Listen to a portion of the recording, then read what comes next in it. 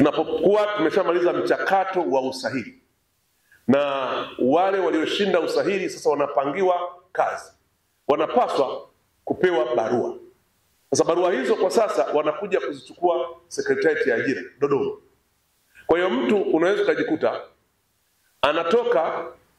anatoka Kigoma ndiko alikoshinda usahili, anaifuata barua Dodoma, halafu pengine amepangiwa tena wapi?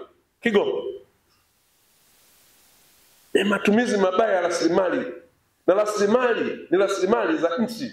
Huyo mwananchi mwenyewe ni rasilimali ya nchi, hela yake ni rasilimali ya nchi. Tunachelewesha maendeleo kwa sababu anakuwa na necessary cost wakati huyu mtu hana ajira.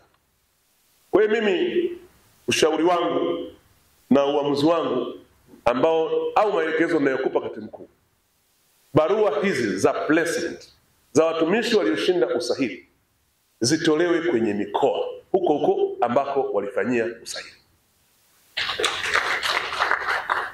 ili akiipata pale barua yake anatoka Kigoma, hapaswi kuja Dodoma arudi tena Kigoma akachukue barua yake halafu amepangiwa Lindi.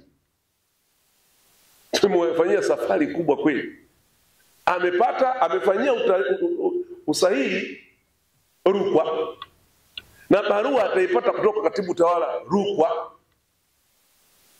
halafu baadaye aondoke kwenda kuripoti wapi? Kigoma alikopangiwa. Hii itasaidia sana. Na mimi nimeipata wapi? Nimeipata kwa kuangalia kwenye mitandao ambavyo wananchi walikuwa wanalalamika, kwa maana hawa ambao tunapewa why, kwa nini tukachukua barua utumishi wakati tumefanyia usahili huko? Kwa hiyo fanyeni ubunifu.